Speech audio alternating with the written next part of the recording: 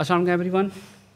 So last lecture की थोड़ा सा हम उसको कंटिन्यूटी को बना लेते हैं कि लास्ट लेक्चर में हम लोगों ने लूप स्टार्ट किए थे। लूप्स के अंदर हम लोगों ने फॉर लूप के ऊपर प्रॉपर कॉन्सेप्ट्स की प्रैक्टिस कर ली थी, कोड हमने एग्जीक्यूट किया था। तो लास्ट लेक्चर से हमारी थोड़ी सी रिमेनिंग एक चीज़ रह गई थी वाइल लूप की, ठीक है। तो वाइल लूप को हम आज कवर करेंगे और हमारा जो मेन आज फोकस होगा वो फंक्शंस होंगे पाइथन के अंदर, ठीक है। सो ये हमारा आज का एजेंडा है और एजेंडा के ऊपर जैसे मैंने आपको अभी बता दिया फॉर लूप्स हमारा हमने कवर किया था, वाइल लूप हमारा पेंडिंग पे था। सो वाइल लूप पे आ जाते हैं। सबसे पहला डिफरेंस कि सर हमने तो फॉर लूप ही पढ़ा था और हम वाइल लूप ही पढ़ रहे हैं, तो दोनों में डिफरेंस क्या है? फॉर लूप और वाइल लूप में बेसिक एक डिफरेंस ये है कि आप फॉर लूप तब यूज़ करते हैं व्हेन यू नो कि आपने कितनी दफ़ा एक टास्क को रिपीट करवाना है, आपकी रिपीटिशन कितनी है, आपको पहले से ये पता होता है, तो आप फॉर लूप यूज़ करते हैं। वाइल लूप वहाँ पे आता है जहाँ पे यू डोंट नो कि आपका जो काम है वो कितनी दफ़ा रिपीट होना है, बट आपको बस ये पता होता है कि मेरे पास एक कंडीशन है, जब तक ये कंडीशन ट्रू रहेगी तब तक ये काम होता रहेगा और आप उसकी जगह वाइल यूज़ करते हैं। वाइल जब तक आगे कंडीशन है, जब तक ये कंडीशन ट्रू है, लूप की बॉडी के अंदर जो भी स्टेटमेंट्स हैं आप उसको परफॉर्म करते जाते हैं, ठीक है। फॉर एग्ज़ाम्पल आपको एक स्टोर के अंदर कोई आप ऑफ़र लगाते हैं, ठीक, बल्कि कंपनीज़ जो है ना वो आप कोई फॉर एग्ज़ाम्पल आपने कार ली, ठीक है। कार के ऊपर होता है कंपनी आपको एक कंडीशन दे देती है वारंटी के ऊपर कि अगर आपने इसको 3 साल तक इसके इंजन को इस्तेमाल कर लिया या आपने 60,000 किलोमीटर्स जो है उनको पूरा कर लिया अपने इंजन के ऊपर, तो आपकी वारंटी ख़त्म हो जाएगी। तो अब उनको नहीं पता कि ये कितनी जिसे कहते हैं ना कि कितने डेज़ लगेंगे, कितने जो है ना उनको आवर्स लगेंगे, बट उन्होंने सिर्फ कंडीशन सेट कर दी है। लूप आपका चेक करता रहेगा जब भी आप प्रोग्राम आपका चलता रहेगा कि क्या उसके जो है वो किलोमीटर्स पूरे हो गए, नहीं हुए, कंटिन्यूटी उसकी वारंटी कंटिन्यूटी में है। क्या उसका डेज पूरे ईयर पूरे हो गए, नहीं हुए, तो उसकी वारंटी कंटिन्यू में है। अगर दोनों में से कोई कंडीशन ट्रू हो गई है तो उसकी जो वारंटी है वो ख़त्म हो जाती है। तो आपको नहीं पता कि आपका काम कितनी दफ़ा रिपीट होना है, बट आपको कंडीशन मालूम है कि ये शर्त जब तक रहेगी, वैलिड रहेगी, काम मेरा चलता रहेगा, तो आप वाइल लूप यूज़ करते हैं। ओके, यहाँ पे थोड़ी सी मैं एक पॉइंट क्लियर कर दूँ कि इफ़ स्टेटमेंट भी आपकी कंडीशंस चेक कर रही होती है कि अगर ये काम ना हो, ठीक है, ये कंडीशन ट्रू है तो ये काम कर दो, बट उसके अंदर रिपीटिशन नहीं होती। ये याद रखना आप लोगों ने, इफ़ कंडीशन के अंदर आप सिर्फ कंडीशंस को चेक कर रहे होते हैं, काम रिपीट नहीं कर रहे होते। रिपीटिशन के लिए हमेशा लूप यूज़ करना आपने, और लूप के अंदर भी कंडीशन आप टेस्ट कर सकते हैं। सो यहाँ पे आपके पास बिल्कुल जिसे कहते हैं ना कि एक मैंने इसका बिल्कुल बेसिक सिंटैक्स आपके पास लिखा हुआ है कि वाइल का कीवर्ड यूज़ होगा, आगे आप अपनी कंडीशन मेंशन करेंगे और कंडीशन के अंदर कंडीशन के फौरी बाद जो वेरी नेक्स्ट स्टेटमेंट्स होंगी वो लूप की बॉडी होगी। ओके, सो बेसिक जो कॉन्सेप्ट मैंने आपसे इनिशियली डिस्कस किया था कि लूप्स आपका स्टार्ट हुआ, आपका कोड एग्जीक्यूट होना स्टार्ट हुआ, जैसे ही कंडीशन के ऊपर पहुंचेगा कंडीशन को चेक करेगा। अगर कंडीशन ट्रू है तो क्या होगा, जो लूप की स्टेटमेंट्स आपने बॉडी के अंदर मेंशन की हुई हैं वो एग्जीक्यूट होती रहेंगी और ये लूप, ये साइकिल रिपीट होता रहेगा जब तक कंडीशन ट्रू है। अदरवाइज फॉल्स की स्टेट में वो जाएगा और लूप एग्जिट हो जाएगा। आपका वाइल के अंदर लूप एग्जिट ख़त्म होने का या एग्जिट होने का एक ही केस है, वो ये है कि आपकी कंडीशन फॉल्स हो जाए। बट फॉर लूप में क्या है, फॉर लूप में ये है कि आपने फॉर एग्जांपल काउंटर लगाया हुआ है कि अगर जो है वो आप 10 दफ़ा चलाना चाहते हैं तो आप एक वेरिएबल की वैल्यू को कंपेयर करते हैं कि ये इक्वल टू 10 है या लेस देन 10 है, तो जो है वो चीज़ एग्जीक्यूट होती रहती है। वहाँ पे लूप आप अपनी मर्ज़ी के मुताबिक कंट्रोल करते हैं। सो सबसे पहले एक एग्जांपल पे आ जाते हैं और आपके पास एक एग्जांपल है कि आपने जो नंबर्स हैं वो लेस देन 5 जो नंबर्स हैं उनको आपने प्रिंट करना है यूजिंग वाइल लूप। मैंने क्या किया, एक वेरिएबल बनाया कि करंट नंबर मेरे पास, उसके अंदर मैंने 1 रख दिया, ठीक है, और लूप में डिफ़ाइन करने लगा हूँ कि वाइल का कीवर्ड यूज़ किया और आपके पास मैंने एक कंडीशन यहाँ पे मेंशन की, ये मैं कंडीशन हाईलाइट करने लगा हूँ। While current number is less than 5, जब तक मेरा जो एंटर किया हुआ नंबर है वो 5 से छोटा है तो क्या कर दो, वो नंबर प्रिंट कर दो, ठीक है, और उसके अंदर हर दफ़ा एक नंबर ऐड करते जाओ, इंक्रीमेंट करते जाओ, और जैसे ही वो 5 से के इक्वल आए जो आपका लूप वो ब्रेक होगा। इसको मैं एग्जीक्यूट करता हूँ तो ये 4 तक आ रहा है, लेकिन अगर मैं यहाँ पर -10 कर देता हूँ और देन एग्जीक्यूट कर देता हूँ तो ये अब आपके पास <5 तक की। अब हमें नहीं, मैंने रैंडम एक नंबर एंटर कर देना, मुझे नहीं पता कि ये लूप कितनी दफ़ा एग्जीक्यूट होगा, वो अपनी कंडीशन को देखेगा और एग्जीक्यूट होगा उतनी दफ़ा। इसी तरीके से आपके पास एक प्रोग्राम है कि आपने calculate the sum of the first 10 natural numbers, पहले 10 नेचुरल नंबर्स को आपने कैलकुलेट करना है। मेरे पास नंबर के एक मैंने वेरिएबल बनाया, उसके अंदर वैल्यू है मेरे पास 10, अपर लिमिट मैंने सेट कर दी। ये वो नंबर है कि मैंने पहले 10 नेचुरल नंबर्स का सम निकलवाना है तो मैं यहाँ पे वैल्यू 10 कर दूंगा। अगर मैंने 100 नंबर्स का निकालना तो मैं यहाँ पे जो है वो 100 कर दूंगा वैल्यू। टोटल सम मैंने वेरिएबल एक इनिशियलाइज करवाया, उसमें वैल्यू 0 है, और करंट नंबर 1, ये मेरा वो वेरिएबल है जो कि मेरे लूप को जो है वो कंट्रोल करेगा। तो ये लूप के जो वेरिएबल्स होते हैं ये उसके अंदर ऐड होता है कि लूप कंट्रोलिंग वेरिएबल्स भी इनको कहा जाता है। सो मैं लूप को डिफ़ाइन करते हुए मैंने वाइल का कीवर्ड यूज़ किया, और मैं कहता हूँ कि जब तक मेरा current number is less than और इक्वल टू जो नंबर है जो मैं मेंशन कर रहा हूँ अपर लिमिट उसके इक्वल नहीं आ जाता, क्या क्या काम करो, सम के अंदर जो मेरा करंट नंबर है वो ऐड करवाते जाओ और उसको टोटल सम में ही सेव करवाते जाओ, और करंट नंबर के अंदर इंक्रीमेंट करते जाओ। देखें, अगर ये जो करंट नंबर मैंने आपको बोला था, ये वाला वेरिएबल आपके लूप को कंट्रोल करता है। किस तरह से कंट्रोल कर रहा है कि इसके अंदर हमेशा एक वैल्यू ऐड होती जा रही है, और यही वेरिएबल जो है वो आपकी कंडीशन में भी चेक हो रहा है। तो ये वेरिएबल्स आपके लूप के अंदर बड़ा क्रूशियल जो रोल है वो प्ले करते हैं। इनके अंदर आपकी कोई मिस्टेक हो, लास्ट स्टेट पे सर हाईलाइट करो, current number is equal to current number plus 1। जी, यहाँ पे वेरिएबल का कॉन्सेप्ट जो आप लोगों को पहले समझाया हुआ है, ज़रा गौर करें तो करंट नंबर के अंदर एक ऐड हो रहा है और फिर करंट नंबर के वेरिएबल में ही दोबारा जा रहा है। सो एक वैल्यू दूसरी वैल्यू को वेरिएबल के अंदर रिप्लेस कर रही है, ठीक है। और आप लोगों ने इस चीज़ का भी ख्याल रखना है, आगे थोड़ा सा एडवांस ना हो जाए, मैं कंफ्यूज नहीं करता आप लोगों को, बट ये भी याद रखना है कि जब आप वेरिएबल के अंदर वैल्यू रिप्लेस करा रहे होते हो वो टेम्परेरी वैल्यू होते हैं, वो टेम्परेरी स्टोरेज होती है, उसको आप throughout the program change कर रहे होते हो। ये जो लॉजिकल आपको एरर्स आएंगे ना कुछ आगे जाके, वो लॉजिकल एरर्स आपको इस वजह से आते हैं, आपको समझ नहीं आती कि शुरू में इस वेरिएबल के अंदर क्या रखा था और आगे से निकला क्या है। कबूतर वाला काम होता है कि इसके अंदर रखा मैंगो था, एंड में एप्पल निकला है इसके अंदर से। ये बीच में मैंगो से एप्पल बना कैसे है, और फिर उसको डिबगिंग करके ढूंढ रहे होते हैं। सो ऑलवेज मेक श्योर कि जब आप वेरिएबल के अंदर वैल्यू रखवा रहे हैं या रिप्लेस कर रहे हैं या उसको एम्प्टी कर रहे हैं तो आपने ट्रैक रखना है कि वो वैल्यू जो है आप रखवा रहे हैं एंड तक प्रोग्राम में वही वैल्यू चल रही है। क्योंकि ये देखें कि जब इस करंट नंबर के अंदर ऐड होकर एक वैल्यू आएगी, वाइल लूप दोबारा चलेगा तो करंट नंबर ऊपर चेंज हो गया। हम इसको ड्राई रन कर सकते हैं। सो ड्राई रन में जब हमने पहले दफ़ा लूप चला तो इसके अंदर क्या पड़ा हुआ है, 1। जब लूप दूसरी दफ़ा चला तो इसके अंदर क्या पड़ा हुआ है, 2। जब लूप तीसरी दफ़ा चला इसके अंदर क्या पड़ा हुआ है, 3। ये इसकी वैल्यू कहाँ पर रखवा रहे हो, यहाँ पे हमारे पास ऑलरेडी इसको हमने खुद इनिशियलाइज करवाया हुआ है कि 10 से, या आपने इसको किया हुआ है। और इसे कहते हैं कि वेरिएबल को आपने इनिशियलाइज कराया हुआ है, या आप यूँ कहते हैं कि वेरिएबल की वैल्यू जो है वो हार्ड कोड की हुई है कि हमें पता है कि इन एनी केस इस वेरिएबल के अंदर ये 10 से ज़्यादा नहीं होगा, हमने हार्ड कोड कर दिया। इनिशियलाइजेशन के दौरान ही वेरिएबल इनिशियलाइज करते वक्त हमने उसको हार्ड कोड कर दिया, और हमें ये पता है कि हर आइट्रेशन के दौरान जब ये इसकी वैल्यू इंक्रीमेंट हो रही है वो चेक कर रहा है इसके साथ जब तक ये कंडीशन ट्रू होती रहेगी। देखें, लास्ट टाइम हमने पढ़ा था कि ये हमारे पास कंपैरिजन ऑपरेटर्स में आते हैं कि आप जब दो वैल्यूज़ को कंपेयर कर रहे होते हैं, और यहाँ पे देखें कि आपके पास लेस देन और इक्वल टू, अब इसमें 2 कंडीशंस चेक होंगी और वो और के केस में हो रही है कि दोनों में से कोई एक कंडीशन भी ट्रू होगी तो आपका काम आगे चलता रहेगा। तो उर्दू में बता देते हैं, वो ये कहता है कि या तो बराबर हो या छोटा हो। अगर 10 आएगा, 10 तो बराबर है 10 के, तो इसका मतलब ये है कंडीशन ट्रू हो गई।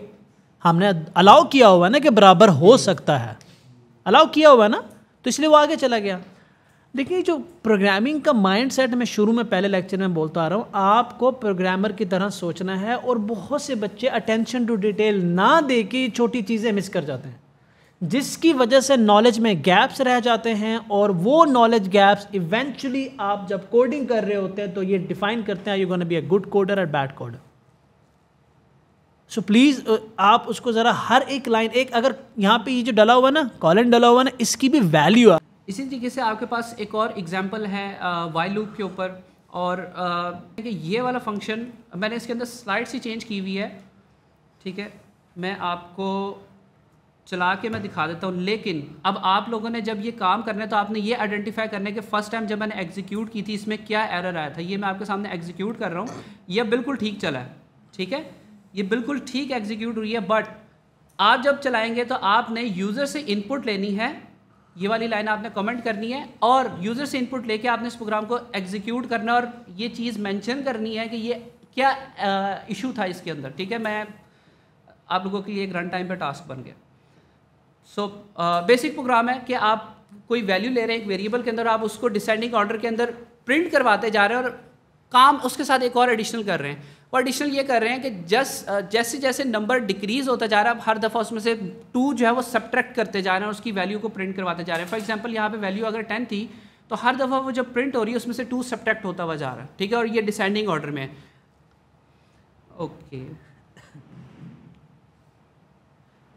ओके, यहाँ पे एक और आपके पास प्रोग्राम है कि एक नंबर अगर आप एंटर करें और आपने ये चेक करें कि वो कितनी दफ़ा 3 से डिवाइड हो सकता है इससे पहले कि वो 10 से बिफोर के वो 10 के इक्वल या उससे छोटा हो जाए। सो ये आपके लिए बिल्कुल इसके अंदर प्रोग्राम्स मौजूद हैं, तो मुझे बार बार बिल्कुल बेसिक चीज़ें हैं, मैं इनके अंदर दोबारा नहीं जा रहा ताकि जो है ना आप लोग इसको खुद कर सकें।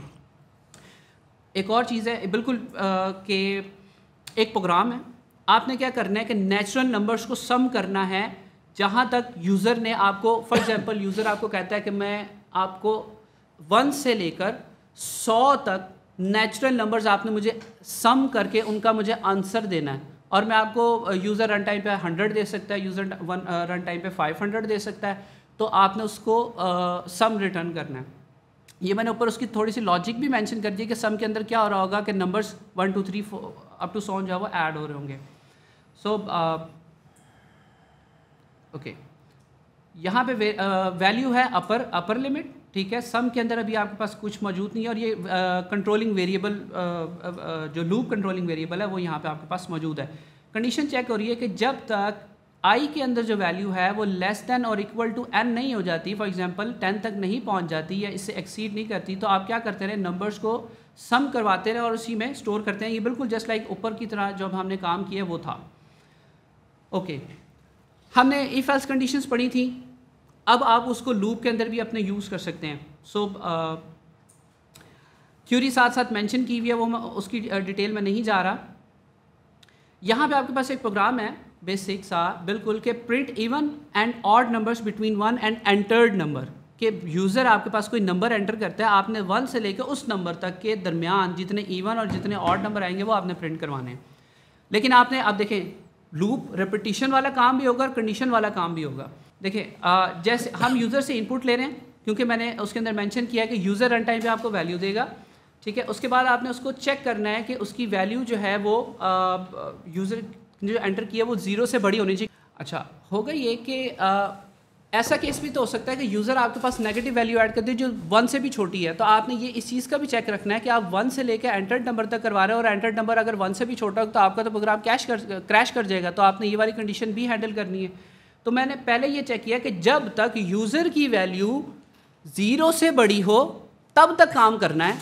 क्या काम करना है, चेक करो कि जो नंबर उसने यूज़र ने एंटर किया है उसको डिवाइड करो 2 से, और अगर उसका रिमाइंडर जो है वो 0 आता है, 0 के इक्वल है, इट मीन्स कि वो इवन है, एल्स वो क्या होगा, ऑड होगा, और उसको प्रिंट करते रहो और उसके नंबर को उसमें से डिक्रीज़ करते जाओ बाय फैक्टर ऑफ 1, उसमें से 1 माइनस करते जाओ। फॉर एग्जांपल यूज़र ने 10 एंटर किया था, तो नेक्स्ट टाइम यूज़र के नंबर में अब -1 होकर वैल्यू पड़ी होगी 9, अगली दफ़ा लूप चलेगा वैल्यू पड़ी होगी 8, तो वो डिक्रीज़ होता जाएगा। मैं इस प्रोग्राम को एग्जीक्यूट करता हूँ और मैं इसमें एक नंबर दे देता हूँ 20, ठीक है। अब 20 क्योंकि 0 से बड़ा है तो मेरा लूप एग्जीक्यूट हुआ और अंदर वाली कंडीशंस को वो चेक करता जा रहा है। हर वैल्यू के ऊपर उसने चेक किया कि 20 is odd, 19 is even, sorry 19 is odd, और करते करते वो 1 तक आया। तो यूज़र की एंटर्ड वैल्यू से लेके हमने 1 तक कंडीशन को चेक किया। इसके अंदर जस्ट मैं अगर ये करूं कि माइनस में 20 एंटर कर देता हूं तो मेरा प्रोग्राम एग्जीक्यूट ही नहीं हुआ। आगे मेरे पास कोई एरर मैसेज भी डिस्प्ले नहीं हुआ या कोई मैसेज डिस्प्ले नहीं हुआ। क्यों? मैंने उस चीज़ को हैंडल ही नहीं किया, मैंने उसके लिए कोई मैसेज यूज़र को नहीं डिस्प्ले करवाया। सिर्फ क्या हुआ, वो यहाँ पे आके लूप के अंदर फर्स्ट कंडीशन चेक हुई कि क्या यूज़र का एंटर्ड जो उसकी वैल्यू है वो 0 से बड़ी थी, 0 से बड़ी नहीं थी। तो वहाँ से ही आपका इनिशियल कंडीशन पे ही लूप आपका वो एग्जीक्यूट नहीं हुआ और आपका जो सारी बॉडी थी वो ब्रेक हो। आपको ये पता होना चाहिए कि प्रोग्राम्स के अंदर जो लूप लगे हुए हैं वो लूप किस डेटा को प्रोसेस कर रहे हैं। अगर आपके अंदर डेटाबेस के आपके पास एक डेटाबेस है जिसके अंदर 2-3 मिलियन या इवन 1 बिलियन तक रिकॉर्ड्स पड़े हुए हैं और बंदा क्या कहते थे, यार एक इन रिकॉर्ड में से ना इरफान मलिक ढूंढना है, मैं आपको एक नाम दूंगा, आपने वो नाम डीबी से जाके ढूंढना है। आप कहेंगे वाह ये तो बड़ा अच्छा काम है। आप एक बेहतरीन सा लूप लगाओगे, चलाओगे, पटाखा, आपका सिस्टम बैठ जाएगा। आप कहेंगे यार बढ़ गए। सीरियसली ऐसा हुआ। और उसके लिए आपको फिर बहुत सारा काम करना होता है। तो याद रखिएगा जब आप लूप रन कर रहे होते हैं तो आपको पता होना चाहिए कि आपका लूप कितना कॉस्टली है। उसके पीछे बहुत सारी टेक्निक्स होती हैं, we will talk about it, कि जब डेटाबेस से वैल्यू उठा रहे होते हैं तो उसको कैसे कवर करते हैं, क्लाइंट साइड पे कैसे स्टोरेज करते हैं, टेक्निक्स हैं। बट ये ज़रूर याद रखिएगा कितने लूप्स हैं। और अगर आपने अपना लूप को खुला बाजू का छोड़ दिया, एंड ही ना बताया और वो चलता रहा, तो यूजुअली जब हम देखते हैं ना अक्सर एप्लीकेशन के ब्राउज़र क्रैश कर रहे होते हैं या एप्लीकेशन हैंग हो जाती हैं, तो कहीं ना कहीं मेमोरी लीक कर रही होती है, कहीं ना कहीं इनफाइनाइट लूप लगा होता है। पाइथन के अंदर उसकी बहुत प्रोटेक्शन शामिल है। लेकिन अगर आप पाइथन में प्रोग्रामिंग नहीं कर रहे, किसी और लैंग्वेज में कर रहे हैं, you have to be very careful कि आप अपने लूप्स के साइज़ आपको पता होना चाहिए। और ये इसके लिए बड़े स्मार्ट मेथड्स होते हैं। फॉर एग्जाम्पल आप मुझे कहेंगे कि सर अगर मेरे पास डेटाबेस है, रिक्वायरमेंट ही क्लाइंट की ये है कि 2 लाख रिकॉर्ड में से मैंने 2 लाख रिकॉर्ड चला के लूप को चेक करना ही करना है, तो फिर अब मैं उसको कैसे ऑप्टिमाइज़ करूं? मेरे पास तो डेटाबेस की एक्सेस ही नहीं है, कुछ नहीं है। तो हम बैचेस में डिवाइड करेंगे। पहले बैच में से हमें कुछ चीज़ मिल गई तो हो सकता है मैं दूसरे बैच में जाना ना पड़े, हो सकता है मैं इंडेक्सिंग यूज़ करें। There are multiple techniques, I am just giving you off the top of my head. मैं आपसे कहता हूँ कि मैं आपको 100 नंबर देता हूँ, लेकिन उन 100 रैंडम नंबर में से 100 नाम देता हूँ, 100 लोगों के नाम देता हूँ। उन 100 लोगों के नाम में से एक नाम ढूंढना है। मैं लिस्ट में 100 लोगों के नाम रखवा देता हूँ। तो जब मैं इनपुट दूंगा इरफान या हारिस, तो आप लूप चलाएंगे और उन 100 लोगों के नाम के साथ उस इनपुट के में आए हुए नाम को मैच करेंगे। अगर वो मैच हो गया ठीक है, नहीं मैच हुआ तो आप मैं दूसरा नाम दूंगा, वो करेंगे। तो मैं आपको थोड़ी टेक्निक देता हूँ। आप उस 100 की लिस्ट को 25-25 की 4 लिस्टों में डिवाइड कर लें। पहले 25 की लिस्ट पे अपना लूप चलाएं, नाम मिल गया तो 75 टाइम्स आपका लूप नहीं चला, बच गया 75% energy. That's how you need to think right from today. Don't just be a coder, be an engineer. That's how you define कि आपका प्रोग्राम अल्टीमेटली क्लाइंट एक्सेप्ट भी करेगा या लपेट के आपके मुंह पे मारेगा। I am telling you this. पैसे भी वापस मांगेगा, वो कहेगा चुपको, अपना सिस्टम तो चल ही नहीं रहा। मेरा जो पहला इंडस्ट्री का प्रोजेक्ट था ना, वो किसी शहजादे ने किया था। जब वो बिल्कुल क्लैप्स होने पे आया तब वो क्लाइंट मेरे पास आया था। उसके अंदर डेटाबेस नहीं था, उसके अंदर सिर्फ HTML को ट्रेवर्स करना था और 4.5 घंटे लगते थे आउटपुट आने में। Core i7 था और 48 आवर के अंदर उसको हमने ऑप्टिमाइज़ किया था 37 सेकेंड्स पे। 4.5 घंटे की आउटपुट 37 सेकेंड पे लेके आया था।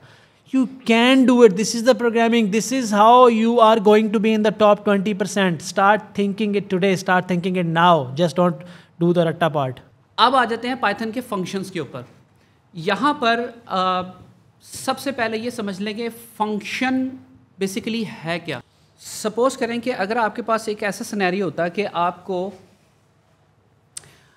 किसी फल का जूस बनाना है, लेकिन आपको सिर्फ ये बताया गया होता कि आपने ये 6 स्टेप्स परफॉर्म करने हैं तो आपकी जूसर मशीन बनेगी और फिर आपने उसमें अपना फल डालना है और फिर वो आपको जूस निकाल के देगा।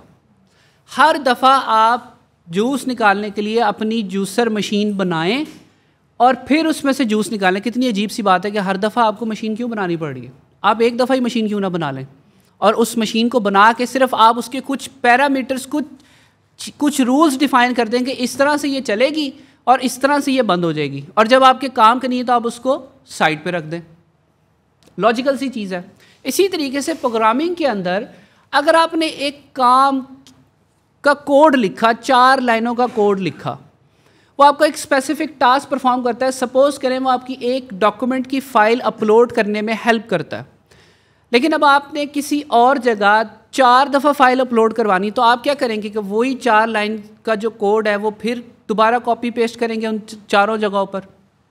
ये बुरी अप्रोच है। क्यों? आप एक ही चीज़ को दोबारा बार बार बिल्डअप कर रहे हैं और बार बार यूज़ कर रहे हैं। आपका लाइंस ऑफ कोड वो एक्सीड करता जा रहा है और हर जगह कोड की रिपीटिशन हो रही है। आपका कोड जिसे कहते हैं ना कि बड़ा एम्बिगुअस होगा, आपके वेरिएबल्स रिपीट होंगे, वैल्यूज़ आपकी मिक्स हो जाएंगी, आपकी लॉजिक सारी ख़राब हो जाएगी।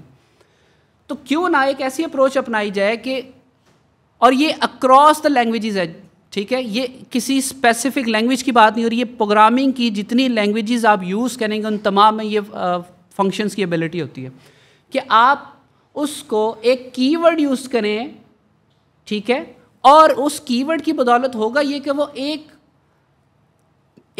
आपके पास एक फंक्शन, जिसको हम अपने तौर पर तो एक फंक्शन कह रहे हैं, लेकिन आम अल्फाज में एक बात करें तो आपके पास एक बना बनाया डब्बा बन जाएगा। और वो डब्बा, आप उसकी खसूसियत क्या है कि आपने उस डब्बे को बनाकर 100वीं मंजिल पर रखा हुआ है, लेकिन आप पहली मंजिल से सिर्फ उसका नाम बोलेंगे और उसकी जो रिक्वायर्ड चीज़ है, फॉर एग्जांपल, वो आप उसको बताएंगे, वो आपका काम करके 100वीं मंजिल से आपको पहली लाइन के ऊपर आपका जवाब मिल जाएगा। फंक्शंस आप एक दफ़ा बनाते हैं और उसको प्रोग्राम के अंदर बार बार यूज़ करते हैं। इसका एक मैंने वर्ड लिखा हुआ है, dry, DRY, don't repeat your self, ठीक है। तो फंक्शन आपने एक लाइन ऑफ कोड को डिफाइन किया, उसका एक स्पेसिफिक नाम रख दिया, और नाम आप क्या रखते हैं, जिस काम के लिए आपने वो लाइंस, वो फंक्शन आपने बनाया है, सपोज आपने 2 नंबर्स को जमा करने के लिए बनाया है, तो आप उसका नाम उसके अकॉर्डिंग रखेंगे, सम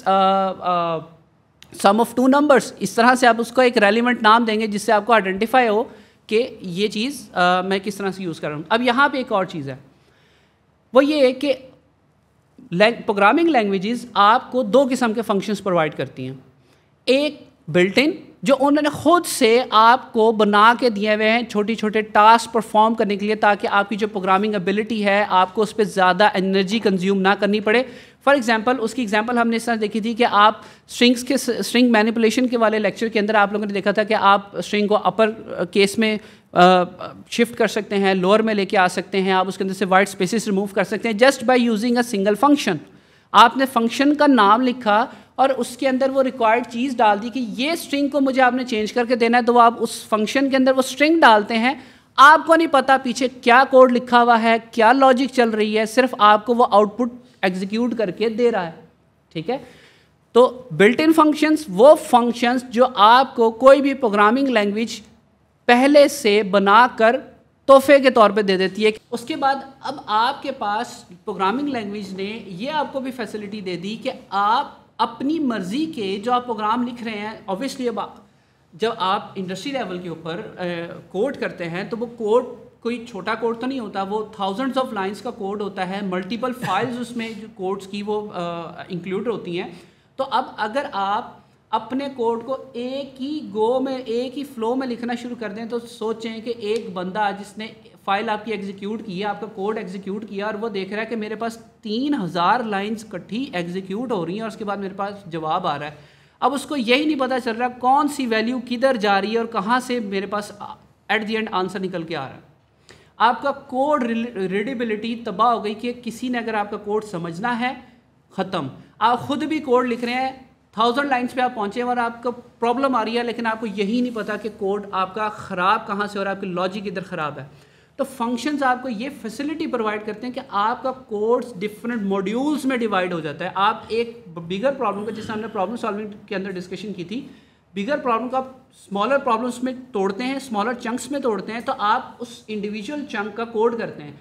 आप हर प्रॉब्लम को क्या करते जाते हैं, उनका फंक्शंस बनाते जाते हैं। कि फॉर एग्जांपल मैं आपको एक प्रॉब्लम देता हूँ कि मेरे पास एक चैटबॉट है, चैटबॉट के अंदर आपके पास एक यूज़र आएगा, यूज़र आपके पास फाइल अपलोड करेगा और एट द बैक एंड पे बहुत सारा काम होगा और यूज़र की स्क्रीन के ऊपर वो पूछेगा what is the document about, ये डॉक्यूमेंट किस चीज़ के बारे में था, ये give me the summary of that document. तो उसको तो आउटपुट चाहिए एट दी एंड, लेकिन अब क्या हो रहा है, मैं आपको बैक एंड पे दिखाता हूँ कि किस तरह से ये कोड चलेगा। फाइल यूज़र ने अपलोड की तो आपका प्रोग्राम का सबसे पहला हिस्सा ये होना चाहिए, वो फंक्शंस होने चाहिए जो उस यूज़र को वो फाइल अपलोड करने की फैसिलिटी प्रोवाइड करे। फॉर एग्जांपल आपका सबसे पहला फंक्शन होना चाहिए फाइल अपलोड का। अब उसके अंदर आपके पास फाइल आएगी। अब यहाँ पे मज़ीद आप उस प्रॉब्लम को डिवाइड करते हैं कि मैंने यूज़र को कितनी फाइल्स अलाउ करनी है, मैंने उसको PDF अलाउ करना है, तो आप एक छोटा सा फंक्शन बना देंगे जो सिर्फ ये चेक कर रहा होगा कि ये PDF फाइल है या नहीं है। अगर PDF है तो उसको मैंने किस तरह यूज़ करना है, अगर वो डॉक्स है तो मैंने उसको किस तरह यूज़ करना है। सबसे पहले इसका सिंटैक्स के बारे में देख लेते हैं कि जब आपने फंक्शन को डिफ़ाइन करना है कि अब बाय डेफिनेशन क्या मतलब क्या है। देखें, आपने एक गाड़ी यूज़ कर रहे हैं तो गाड़ी यूज़ करने से पहले गाड़ी बनाई, ठीक है, गाड़ी बनाई और गाड़ी के अंदर तमाम फीचर्स को डिफ़ाइन किया कि ये जब चलेगी तो उसके अंदर ये ऑप्शंस यूज़र को मिलेंगी जो कंपनी ने बनाई है। इसी तरीके से आपने फंक्शन यूज़ करने से पहले उसको बनाना है, तो जब आप उस फंक्शन को बना रहे हैं तो उसको कहते हैं इस फंक्शन को डिफ़ाइन करना, डेफिनेशन ऑफ द फंक्शन। तो इसलिए आप कीवर्ड यूज़ करते हैं डेफ का, डेफ मीन्स बाय डेफिनेशन, ठीक है। आगे आपने फंक्शन का नेम मेंशन करना है कि ये फंक्शन क्या टास्क परफॉर्म करता है। यहाँ पे बेसिकली मैंने फंक्शन एक सिंपल सा बनाया है ग्रीटिंग के लिए, जो आपको एक सिंपल एक मैसेज डिस्प्ले करेगा। और आगे आपने पैरेंथेसिस देनी है। पैरेंथेसिस अभी के लिए आप ये जहन में रखें कि ये लाजमी है, ये आपने देनी है। उसके बाद आगे कॉलन का साइन आ जाएगा। जैसे ही आपने कॉलन लगा दिया इट मीन्स आपका फर्स्ट स्टेप पूरा हो गया। डेफिनेशन का कीवर्ड, फंक्शन का नेम एंड पैरेंथेसिस, और आपके पास कॉलन आ गया। अब कॉलन के फ़ौरन बाद जितनी लाइंस होंगी वो उस फंक्शन की बॉडी का पार्ट होंगी, और जो लाइन आप मेंशन करेंगे वो टास्क वो फंक्शन परफॉर्म करेगा। कब करेगा? जब उस फंक्शन को मैं यूज़ करूँगा। अब उस फंक्शन को यूज़ करने के लिए हम नाम देते हैं कि फंक्शन को कॉल करना, ठीक है। तो अब मैंने इस फंक्शन के अंदर लिखा क्या है, सिर्फ एक प्रिंट स्टेटमेंट डाली है और मैंने लिखा है welcome to Python for artificial intelligence. मैं क्या करता हूँ, ये मेरा फंक्शन डिफाइन हो गया। अगर मैं ये जो लाइन है ये मैंने हाईलाइट की हुई है, इसको मैं कमेंट डाउन कर देता हूँ और मैं एग्जीक्यूट करता हूँ तो मेरे पास कुछ भी नहीं होगा। क्यों? ये इसी तरह से है कि मैंने एक बंदे का नाम जो है वो XYZ रख दिया और वो बंदा अपनी जगह पे बैठा हुआ है, लेकिन जब तक मैं उसका नाम लेके उसको बुलाऊंगा नहीं, वो स्पेसिफिक पर्सन मेरे पास नहीं आएगा। ये आपके सामने 10 लोग बैठे हुए हैं, 10 के सेपरेट नाम हैं, तो जिसको आपने अपने पास बुलाना है आपको उसका नेम कॉल करना पड़ेगा। इसी तरीके से यहाँ पर जो फंक्शन आपने यूज़ करना है, आपने उस फंक्शन का बाय नेम उसको कॉल करना है। तो ये फंक्शन का नेम है और कॉल करने का तरीका बिल्कुल उसी तरीके से है कि जिस तरीके से आपने फंक्शन को डिफ़ाइन करते हुए उसका जो नाम रखा था और पैरेंथेसिस लगाई थी। इन केस अगर आप पैरेंथेसिस में कुछ ऊपर लिखेंगे, यहाँ पर कुछ लिखेंगे, आगे चल के हम ऐसा करेंगे, तो आपने उसी तरीके से यहाँ पर पैरेंथेसिस के अंदर भी कुछ ना कुछ वैल्यूज़ देनी होंगी। ये मैंने एग्जीक्यूट किया, तो अब मेरे पास जो मेरी फंक्शन की जो स्टेटमेंट थी जो मैंने दी थी, एग्जीक्यूट होनी चाहिए थी, वो एग्जीक्यूट हुई। इसी तरीके से आगे चलते हैं, आपके पास एक बिल्कुल सा बेसिक सा फंक्शन है कि 2 नंबर्स हमने ऐड करने हैं और फंक्शन मैंने बना दिया ऐड 2 नंबर्स। मैंने उसका नाम दे दिया, एम्प्टी पैरेंथेसिस मैंने रखी हैं, कॉलन का साइन लगाया और उसके अंदर मैंने वेरिएबल्स डिफ़ाइन किए और उसके अंदर ही दोनों नंबर्स को मैंने ऐड किया और प्रिंट टोटल करवा दिया। ये ऐसी है जैसे आप लोग वो लिस्ट और सब लिस्ट बनाते हैं MS वर्ड के अंदर। जो सब लिस्ट होती है वो अब पेरेंट लिस्ट का पार्ट होती है, और जब आप नई लिस्ट शुरू करते हैं तो आप उसको उस लेवल पे नहीं स्टार्ट करते। बाकी प्रोग्रामिंग लैंग्वेज में आप ब्रैकेट ब्रूकेट डाल के एंड में सेमीकोलन डाल के बता देते हैं कि फंक्शन यहाँ आपका एंड हो गया, अब आगे नया शुरू हो गया। पाइथन ना ऐसे ही जैसे लव लेटर लिख रहे हो बैठ के ना, अपनी मर्जी करी जाओ। सो स्पीडी लैंग्वेज, लेकिन ये अब ये बहुत छोटी चीज़ है। टेक्निकली ऑनेस्टली स्पीकिंग इसके अंदर एरर के चांसेस ज़्यादा हैं। But you have to understand that. और इसके एरर के चांसेस पता ज़्यादा क्यों भी हैं, क्योंकि अगर आपने कहीं स्पेस और इंडेंटेशन का कॉम्बिनेशन यूज़ कर लिया तो आपको समझ भी नहीं कि हो क्या रहा है, क्योंकि वो प्रॉपर नहीं होता ना, तो फिर इस तरह से बहुत सारे इश्यूज आ जाते हैं। सो यहाँ पे प्रिंट वाली स्टेटमेंट पे आके प्रिंट की वजह से मेथड यहाँ ऐड नहीं हो रहा है, इंडेंटेशन की वजह से यहाँ ये फंक्शन की एग्जीक्यूशन एंड हो रही है, और आगे इस फंक्शन को क्या कॉल कर रहे हैं, कॉल क्या करते हैं वैसे, कॉल बेसिकली आपने फंक्शन ये कह रहे हैं कि चलो भी मेरा काम करके दो, बिल्कुल मेरा काम करके दो जी। तो जैसे ही मैंने देखें फंक्शन कॉल किया है, मेरे पास 3 नंबर से उनका सम आपके पास 2 नंबर से सॉरी उनका सम जो है वो आपके पास 9 आना था, तो आपके पास वो जो है वो सम आपके पास आ गया। अब यहाँ पे भी आपने गौर करना कि मैंने पैरेंथेसिस में कुछ नहीं दिया, ठीक है। इसी तरीके से आपके पास मज़ीद आगे फंक्शन है, इसको मैंने थोड़ा सा मज़ीद जो आपके पास कन्वेंशन है प्रोग्रामिंग की उसके हिसाब से किया हुआ, तो आपने उसको ये आपने देखना है। ओके, यहाँ पर मैं क्या करता हूँ कि मैं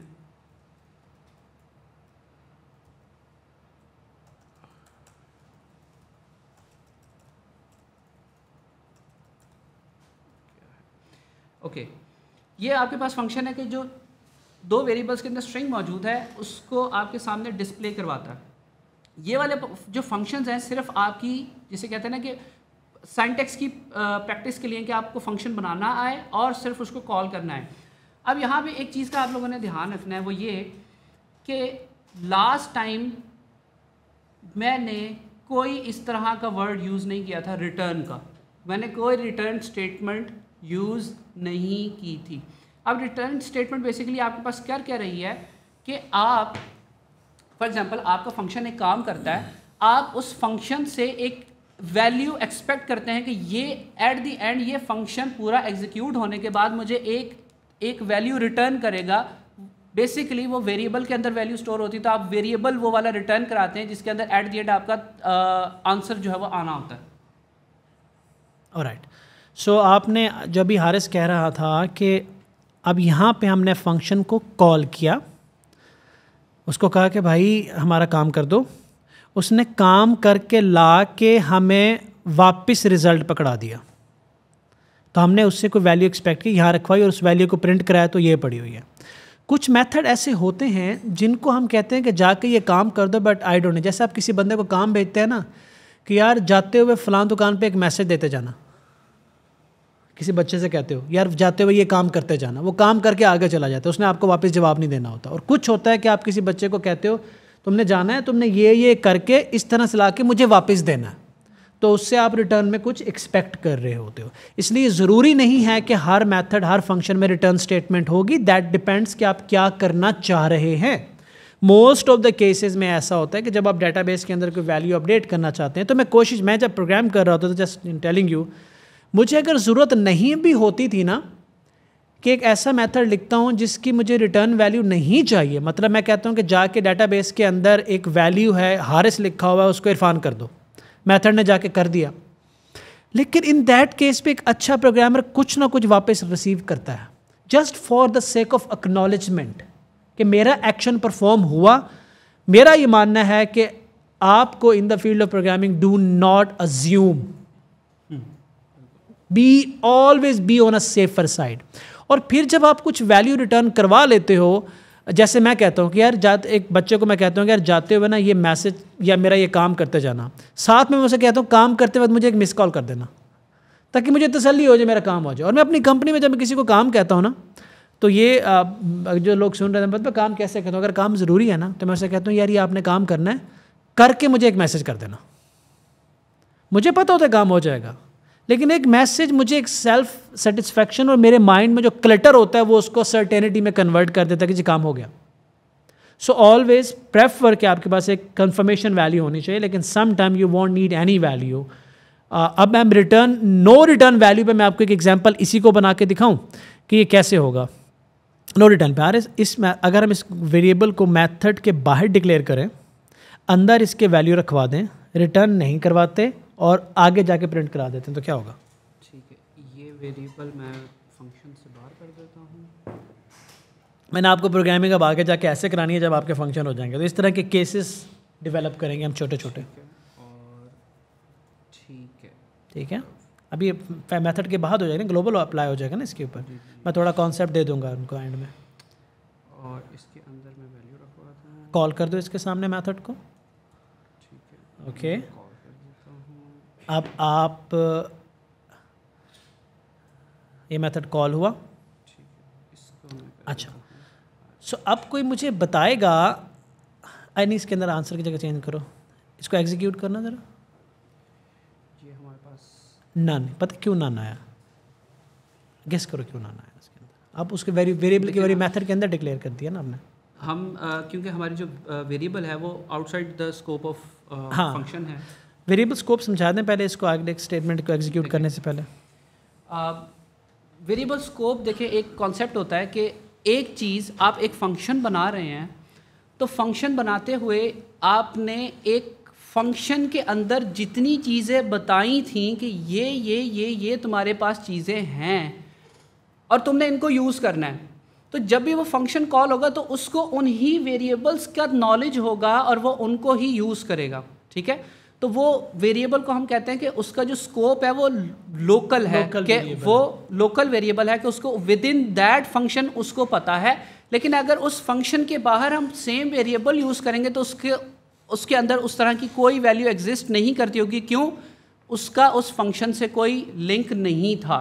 ठीक है, लेकिन अब यहाँ पे क्या हो रहा है कि हमने एक कॉन्सेप्ट होता है ग्लोबल वेरिएबल्स का। ग्लोबल वेरिएबल वो वेरिएबल होता है कि आप उसको थ्रू आउट द प्रोग्राम कहीं पे भी यूज़ करें, वो फंक्शन डिपेंडेंट नहीं होता, उसके अंदर जो वैल्यूज़ होती हैं वो फंक्शन डिपेंडेंट नहीं होती, वो आउटसाइड द फंक्शन भी वो काम कर सकते। बेसिकली ग्लोबल और लोकल वेरिएबल में क्या डिफरेंस हुआ कि local variables with in the functions काम करेंगे, लेकिन अगर आप वो वेरिएबल को आउटसाइड द फंक्शन यूज़ करने की जब भी कोशिश करेंगे तो वो काम नहीं करेगा। ग्लोबल फंक्शन जब आप उनका आपको मेंशन करना पड़ता है कि ये ग्लोबल फंक्शन है, उसके लिए रिजर्व वर्ड आपको यूज़ करने पड़ते हैं, देन जाके वो आउटसाइड द फंक्शन भी अपना जो टास्क है वो परफॉर्म करता है। One thing you must understand कि मेथड की रिटर्न वैल्यू कुछ ना कुछ होनी चाहिए, अदरवाइज आप एक ग्लोबल वेरिएबल के अंदर डिफरेंट मेथड कॉल करके वैल्यूज़ को अपडेट कर सकते हो। ये एक अच्छा ट्रिक होता है प्रोग्रामिंग के अंदर कि without using your permanent memory आप एक टेम्परेरी मेमोरी को अपनी लॉजिक बिल्ड करने के लिए यूज़ कर लेते हैं। I know this statement may sounds little complicated, but आगे जाकर जब हम प्रोग्राम करेंगे और प्रोग्रामिंग डेवलप करेंगे स्किल्स तो उसके अंदर आ जाएगी। सो अब आपके आगे जो पढ़ा रहा है सिंगल पैरामीटर्स मेथड्स और मल्टी पैरामीटर्स मेथड भी होंगे, जिसके अंदर आप मेथड को फंक्शन को पैरामीटर भी पास कर सकते हो। फॉर एग्जांपल मैंने एक ऑफिस बॉय को कॉन्फ़िगर किया, प्रोग्राम किया कि भाई जब मेहमान आएँ तो आपने चाय बना के ले आनी है। अब उसको सारी इंस्ट्रक्शन पता है कि मैं जाऊँगा, मैंने ये स्टेप परफॉर्म करनी है, चाय बना के ले आनी है, उसको सारा पता है, इंस्ट्रक्शंस वही हैं। लेकिन नंबर ऑफ़ मेहमान जो हैं, नंबर ऑफ़ गेस्ट जो हैं, मैं उसको रन टाइम पर बताता हूँ। मैं उसे कहता हूँ 4 मेहमान। तो अब मैंने उसको एक पैरामीटर पास कर दिया, उस पैरामीटर के बेस पे वही फंक्शन एग्जीक्यूट होगा, लेकिन उस पैरामीटर की वजह से जो चाय बनेगी वो 4 कप बनेगी। मैंने उसको 5 मेहमान कर दिया। अच्छा, ये एक पैरामीटर मैंने उसको दिया जिसको मैंने एक मेथड कह रहा हूँ ऑफिस बॉय को। अब मैं उसे कहता हूँ कि यार 4 मेहमान हैं, एक को शुगर है। अब मैंने उसको 2 पैरामीटर दे दिए, तो 4 कप चाय बनी और एक में चीनी नहीं थी। फिर मैंने उससे कहता हूँ यार 4 मेहमान हैं, एक को शुगर है, एक ने कॉफ़ी पीनी है। मैंने उसको 3 पैरामीटर पास कर दिए। फंक्शन एक ही यूज़ कर रहा हूँ, सिर्फ उसको थोड़ा सा इंस्ट्रक्शन उस फंक्शन को कॉल करते वक्त, अपना ऑर्डर देते वक्त या उस फंक्शन को कहते वक्त मेरा क्या काम करना है, थोड़ी सी एडिशनल इंस्ट्रक्शन दे के, ये नहीं कह रहा कि हर चीज़ को रिपीट नहीं कर रहा, मैं सिर्फ अपनी इंस्ट्रक्शंस पे प्ले कर रहा हूँ।